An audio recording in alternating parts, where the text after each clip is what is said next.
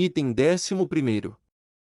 Sobre as 9 classes de terreno, conforme as leis das operações militares, existem 9 classes de terreno.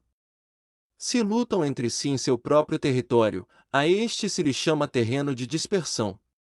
Quando os soldados estão apegados à sua casa e combatem próximo de seu lar, podem ser dispersados com facilidade. Quando penetras em território alheio, porém não o fazes em profundidade, a este se chama território ligeiro. Isto significa que os soldados podem regressar facilmente. O território que pode resultar-te vantajoso se o tomas, e vantajoso ao inimigo se é ele quem o conquista, se chama terreno-chave. Um terreno de luta inevitável é qualquer penetração defensiva ou passo estratégico. Um território igualmente acessível para ti e para os demais se chama terreno de comunicação. O território que está rodeado por 3 territórios rivais e és o primeiro a proporcionar livre acesso a ele a todos se chama terreno de interseção. O terreno de interseção é aquele ao que convergem as principais vias de comunicação unindo-as entre si, seja o primeiro em ocupá-lo, e os demais terão que pôr-se a teu lado. Se o obtens, te encontras seguro, se o perdes, corres perigo. Quando penetras em profundidade em um território estranho, e deixas atrás muitas cidades e povos, a este terreno se chama difícil. É um terreno do qual é difícil regressar. Quando atravessas montanhas com bosques, desfiladeiros abruptos ou outros acidentes difíceis de atravessar, a isto se chama terreno desfavorável, quando o acesso é estreito e a saída é tortuosa, de maneira que uma pequena unidade inimiga pode atacar-te. Mesmo que tuas tropas sejam mais numerosas, a este se chama terreno cercado. Se és capaz de uma grande adaptação, podes atravessar este território. Se só podes sobreviver em um território lutando com rapidez, e se é fácil morrer se não o fazes, a este se chama terreno mortal. As tropas que se encontram em um terreno mortal estão na mesma situação que se encontrassem numa barca que afunda ou em uma casa ardendo. Assim, pois, não combatas em um terreno de dispersão, não te detenhas em um terreno ligeiro, não ataques em um terreno-chave, ocupado pelo inimigo, não deixes que tuas tropas sejam divididas em um terreno de comunicação. Em terrenos de interseção, estabelece comunicações, em terrenos difíceis, entra com provisões, em terrenos desfavoráveis, continua marchando, em um terreno de dispersão. Os soldados podem fugir. Um terreno ligeiro é quando os soldados penetram em território inimigo, todavia não têm as costas cobertas, por isso, suas mentes não estão realmente concentradas e não estão atentas para a batalha. Não é vantajoso atacar ao inimigo em um terreno-chave, o que é vantajoso é chegar primeiro a ele. Não se deve permitir que, se as tropas caem em um terreno mortal, todos lutarão de maneira espontânea. Por isto se disse, situa as tropas em um terreno mortal e sobreviverão. Os que eram antes considerados como especialistas na arte da guerra eram capazes de fazer que o inimigo perdesse contato entre sua vanguarda e sua retaguarda, a confiança entre as grandes e as pequenas unidades. O interesse recíproco pelo bem-estar dos diferentes linhas, o apoio mútuo entre governantes e governados, o alistamento de soldados e a coerência de seus exércitos. Estes especialistas entravam em ação quando lhes era vantajoso, e se retraíam em caso contrário, introduziam mudanças para confundir ao inimigo, atacando-os aqui e ali, aterrorizando-os e semeando entre eles a confusão, de tal maneira que não lhes davam tempo para fazer planos. Poder-se-ia perguntar como enfrentar forças inimigas numerosas e bem organizadas que se dirigem até a ti. A resposta é dar-lhes em primeiro lugar algo que apreciem, e depois te escutarão. A rapidez de ação é o fator essencial da condição da força militar, aproveitando-se dos erros dos adversários, desviando-os por caminhos que não esperam e atacando quando não estão em guarda. Isto significa que para aproveitar-se da falta de preparação, de visão e de cautela dos adversários, é necessário atuar com rapidez, e que se vacilas, esses erros não te servirão de nada. Numa invasão, por regra geral, quanto mais se adentram os invasores no território estranho, mais fortes se fazem, até o ponto de que o governo nativo não pode expulsá-los. Escolhe campos férteis. E as tropas terão suficiente para comer. Cuida de sua saúde e evita o cansaço. Consolida sua energia, aumenta sua força. Que os movimentos de tuas tropas e a preparação de teus planos sejam insondáveis. Consolida a energia mais entusiasta de tuas tropas, economiza as forças restantes, mantém em segredo tuas formações e teus planos, permanecendo insondável para os inimigos, e espera que se produza um ponto vulnerável para avançar. Situa tuas tropas em um ponto que não tenha saída, de maneira que tenham que morrer antes de poder escapar. O que, ante a possibilidade da morte, não estarão dispostas a fazer? Os guerreiros dão então o melhor de suas forças.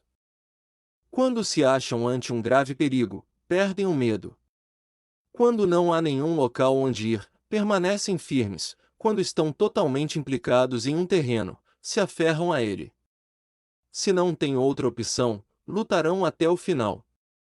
Por esta razão, os soldados estão vigilantes sem ter que ser estimulados, se alistam sem ter que ser chamados às fileiras, são amistosos sem necessidade de promessas, e se pode confiar neles sem necessidade de ordens.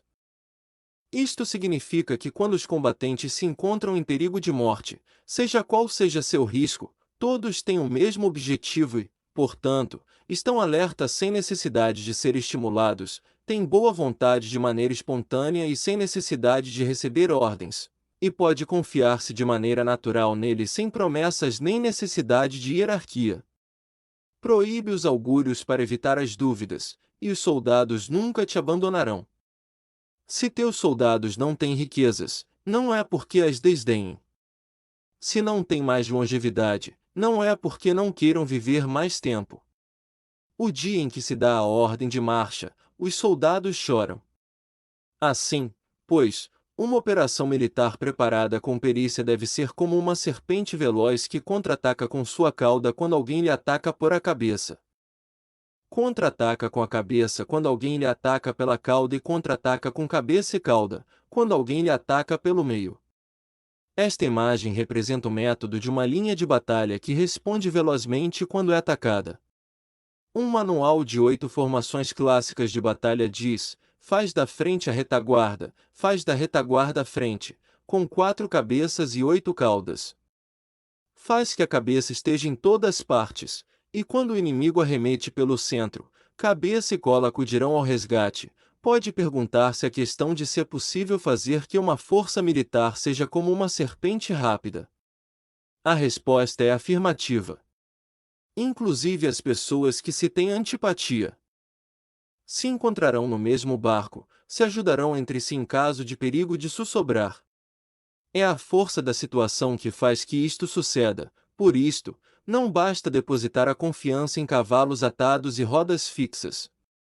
Se atam os cavalos para formar uma linha de combate estável, e se fixam as rodas para fazer que os carros não se possam mover. Porém, ainda assim, isto não é suficientemente seguro nem se pode confiar nisso. É necessário permitir que haja variantes às mudanças que se fazem, pondo os soldados em situações mortais, de maneira que combatam de forma espontânea e se ajudem entre si, cotovelo com cotovelo. Este é o caminho da segurança e da obtenção de uma vitória certa. A melhor organização é fazer que se expresse o valor e mantê-lo constante. Ter êxito tanto com tropas débeis como com tropas aguerridas se baseia na configuração das circunstâncias. Se obtens a vantagem do terreno, podes vencer os adversários, inclusive com tropas ligeiras e débeis. Quanto mais te seria possível se tens tropas poderosas e aguerridas. O que faz possível a vitória a ambas classes de tropas é as circunstâncias do terreno. Portanto, os especialistas em operações militares obtêm a cooperação da tropa, de tal maneira que dirigir um grupo é como dirigir a um só indivíduo que não tem mais que uma só opção. Corresponde ao general ser tranquilo, reservado, justo e metódico. Seus planos são tranquilos e absolutamente secretos para que ninguém possa descobri-los. Seu mando é justo e metódico, assim que ninguém se atreve a tomar sua frente. Pode manter seus soldados sem informação e em completa ignorância de seus planos. Muda suas ações e revisa seus planos, de maneira que ninguém possa reconhecê-los. Muda de lugar e de prazos, e se desloca por caminhos sinuosos, de maneira que ninguém possa antecipá-lo. Podes ganhar quando ninguém pode entender em nenhum momento quais são tuas intenções.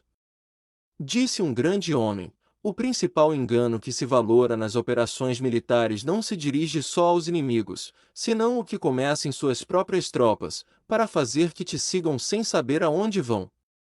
Quando um general fixa uma meta às suas tropas, é como que sobe a um lugar elevado e depois retira a escada. Quando um general se adentra muito no interior do território inimigo, está pondo à prova todo o seu potencial.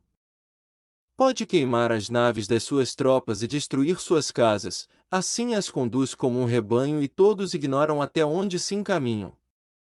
Incumbe os generais reunir aos exércitos e pô-los em situações perigosas.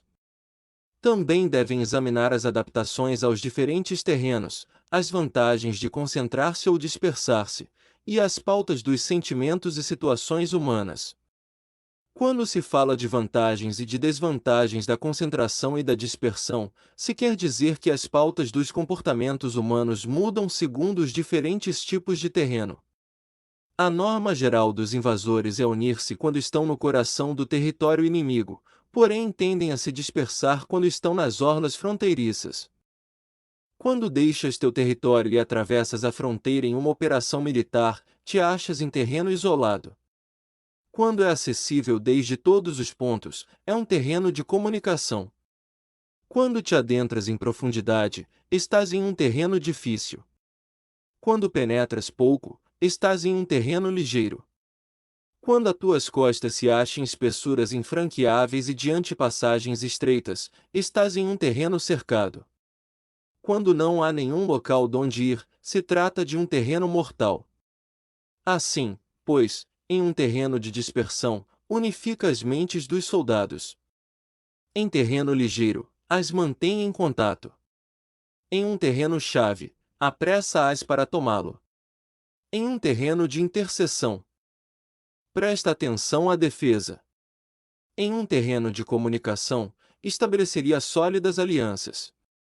Em um terreno difícil, assegura mantimentos continuados. Em terreno desfavorável, apressa tuas tropas a sair rapidamente dele. Em terreno cercado, cerra as entradas. Em terreno mortal, indica a tuas tropas que não existe nenhuma possibilidade de sobreviver. Por isto, a psicologia dos soldados consiste em resistir quando se veem rodeados, lutar quando não se pode evitar, e obedecer em casos extremos. Até que os soldados não se vejam rodeados, não têm a determinação de resistir ao inimigo até alcançar a vitória. Quando estão desesperados, apresentam uma defesa unificada. Por isso, os que ignoram os planos inimigos não podem preparar alianças. Os que ignoram as circunstâncias do terreno não podem fazer manobrar suas forças. Os que não utilizam guias locais não podem aproveitar-se do terreno. Os militares de um governo eficaz devem conhecer todos estes fatores. Quando o exército de um governo eficaz ataca um grande território, o povo não se pode unir. Quando seu poder supera os adversários, é impossível fazer alianças. Se podes averiguar os planos de teus adversários, aproveita-te do terreno e faz manobrar o inimigo de maneira que se encontre indefeso. Neste caso, nem sequer um grande território pode reunir suficientes tropas para deter-te. Portanto, se não lutas por obter alianças, não aumentas o poder de nenhum país, porém estendes tua influência pessoal ameaçando os adversários. Tudo isso faz com que o país e as cidades inimigas sejam vulneráveis. Outorga recompensas que não estejam reguladas e dá ordens incomuns. Considera a vantagem de outorgar recompensas que não tenham precedentes. Observa como o inimigo faz promessas sem ter em conta os códigos estabelecidos. Maneja as tropas como se fossem uma só pessoa. Emprega-as em tarefas reais, porém não lhes fale. Motiva-as com recompensas, porém não comente os possíveis prejuízos. Emprega teus soldados só em combater, sem comunicar-lhes tua estratégia. Deixe-os conhecer os benefícios que os esperam, porém não lhes fales dos danos potenciais. Se a verdade se filtra, tua estratégia pode afundar. Se os soldados começam a preocupar-se, tornar-se vacilantes e temerosos, coloque-os em uma situação de possível extermínio, e então lutarão para viver. Ponha-os em perigo de morte, e então sobreviverão. Quando as tropas afrontam perigos, são capazes de lutar para obter a vitória. Assim, pois, a tarefa de uma operação militar é fingir acomodar-se às intenções do inimigo. Se te concentras totalmente nisso, podes matar seu general mesmo que estejas a quilômetros de distância. A isto se chama cumprir o objetivo com perícia. No princípio acomodas as suas intenções, depois matas a seus generais, esta é a perícia no cumprimento do objetivo. Assim, o dia em que se declara a guerra, se cerram as fronteiras, se rompem os salvo-condutos e se impede o passo de emissários. Os assuntos se decidem rigorosamente desde que se começa a planejar e estabelecer a estratégia desde a casa ou quartel-general. O rigor nos quartéis-generais na fase de planificação se refere à manutenção do segredo. Quando o inimigo oferece oportunidades, aproveite-as imediatamente. Inteira-te primeiro do que pretende, e depois antecipa-te a ele. Mantenha a disciplina e adapta-te ao inimigo, para determinar o resultado da guerra. Assim, ao princípio eras como uma donzela e o inimigo abre suas portas, então, tu és como uma lebre solta, e o inimigo não poderá expulsar-te. Item 12. Sobre a arte de atacar pelo fogo, existem 5 classes de ataques mediante o fogo: queimar as pessoas, queimar os mantimentos, queimar o equipamento, queimar os depósitos e queimar as armas. O uso do fogo tem que ter uma base, e exige certos meios. Existem momentos adequados para acender fogos, concretamente quando o tempo é seco e ventoso. Normalmente, em ataques mediante o fogo é imprescindível seguir as mudanças produzidas por este. Quando o fogo está dentro do acampamento inimigo, prepara-te rapidamente desde fora. Se os soldados se mantêm em calma quando o fogo se inicia, espera e não ataques. Quando o fogo alcança seu ponto álgido, segue-o, se podes, se não, espera. Em geral, o fogo se utiliza para semear a confusão no inimigo e assim poder atacar-lhe. Quando o fogo pode ser prendido em campo aberto, não esperes para fazê-lo em seu interior, faça-o quando seja oportuno. Quando o fogo for atiçado pelo vento, não ataques em direção contrária a ele. Não é eficaz lutar contra o ímpeto do fogo, porque o inimigo lutará neste caso até a morte. Se soprou vento durante o dia, à noite amainará. Um vento diurno cessará ao anoitecer, um vento noturno cessará ao amanhecer. Os exércitos devem saber que existem variantes das 5 classes de ataques mediante o fogo, e adaptar-se a estas de maneira racional. Não basta saber como atacar os demais com o fogo. É necessário saber como impedir que os demais te ataquem a ti. Assim, pois, a utilização do fogo para apoiar um ataque significa claridade, e a utilização da água para apoiar um ataque significa força. A água pode cortar a comunicação, porém não pode arrasar. A água pode ser usada para dividir um exército inimigo, de maneira que sua força se desuna e a tua se fortaleça. Ganhar combatendo ou levar a cabo um assédio vitorioso sem recompensar aos que tenham méritos traz má fortuna e se faz merecedor de ser chamado avaro. Por isso se disse que um governo esclarecido tem em conta que um bom mando militar recompensa o mérito. Não mobiliza suas tropas quando não há vantagens que obter, não atuam quando não há nada que ganhar, nem lutam quando não existe perigo. As armas são instrumentos de mau augúrio, e a guerra é um assunto perigoso. É indispensável impedir uma derrota desastrosa, e, portanto, não vale a pena mobilizar um exército por razões insignificantes. as armas só devem ser usadas quando não existe outro remédio. Um governo não deve mobilizar um exército por ira, e os chefes militares não devem provocar a guerra por cólera. Atua quando seja benéfico, em caso contrário, desiste. A ira pode converter-se na alegria e a cólera pode converter-se em prazer, porém um povo destruído não pode renascer, e a morte não pode converter-se em vida. Em consequência, um governo esclarecido presta atenção a tudo isto, e um bom mando militar o tem em conta. Esta é a maneira de manter a nação a salvo e de conservar intacto a seu exército. Item 13º. Sobre o uso de espiões, uma operação militar significa um grande esforço para o povo, e a guerra pode durar muitos anos para obter uma vitória de um dia. Assim, pois, falar em conhecer a situação dos adversários para economizar nos gastos para investigar e estudar a oposição é extremadamente inumano, e não é típico de um bom chefe militar, de um conselheiro de governo, nem de um governante vitorioso. Portanto, o que possibilita um governo inteligente e um mando militar sábio vencer os demais e lograr triunfos extraordinários com essa informação essencial. A informação prévia não se pode obter de fantasmas nem espíritos, nem se pode ter por analogia, nem descobrir mediante cálculos. Deve-se obter de pessoas que conheçam a situação do adversário.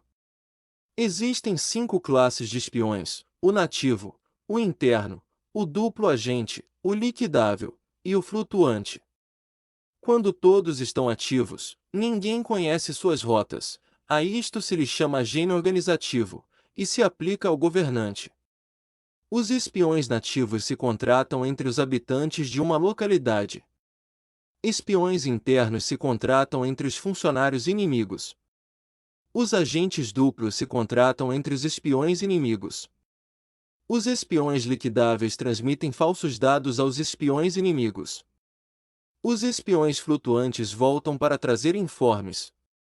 Entre os funcionários do regime inimigo, se acham aqueles com os quais se pode estabelecer contato e os que se pode subornar para averiguar a situação de seu país e descobrir qualquer plano que se trame contra ti. Também podem ser utilizados para criar desavenças e desarmonia. Em consequência, ninguém nas Forças Armadas é tratado com tanta familiaridade como os espiões, nem ninguém recebe recompensas tão grandes como a eles, nem é assunto mais secreto que a espionagem.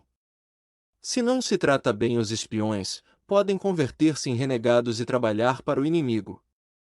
Não se podem utilizar os espiões sem sagacidade e conhecimento, não pode servir-se de espiões sem humanidade e justiça, não se pode obter a verdade dos espiões sem sutileza. Certamente, é um assunto muito delicado. Os espiões são úteis em todas as partes. Cada assunto requer um conhecimento prévio. Se algum assunto de espionagem é divulgado antes que o espião seja informado, este e o que o divulgou devem ser eliminados. Sempre que queiras atacar a um exército, assediar uma cidade ou atacar uma pessoa, deves de conhecer previamente a identidade dos generais que a defendem, de seus aliados, seus visitantes, suas sentinelas e de seus criados. Assim, pois, faz que teus espiões averiguem tudo sobre eles. Sempre que vais atacar e combater, deves conhecer primeiro os talentos dos servidores do inimigo, e assim podes enfrentá-los segundo suas capacidades. Deves buscar agentes inimigos que tenham vindo espionar, suborná-los e induzi-los a passar para teu lado, para poder utilizá-los como agentes duplos. Com a informação obtida desta maneira, podes encontrar espiões nativos e espiões internos para contratá-los. Com a informação obtida destes, podes fabricar informação falsa servindo-te de espiões liquidáveis. Com a informação assim obtida, podes fazer que os espiões flutuantes atuem segundo os planos previstos. É essencial a um governante conhecer as 5 classes de espionagem, e este conhecimento depende dos agentes duplos. Assim, estes devem ser bem tratados. Assim, só um governante brilhante ou um general sábio que possa utilizar os mais inteligentes para espionagem pode estar seguro da vitória. A espionagem é essencial, para as operações militares, e os exércitos dependem dela para levar a cabo suas ações. Não será vantajoso para o exército atuar sem conhecer a situação do inimigo, e conhecer a situação do inimigo não é possível sem a espionagem.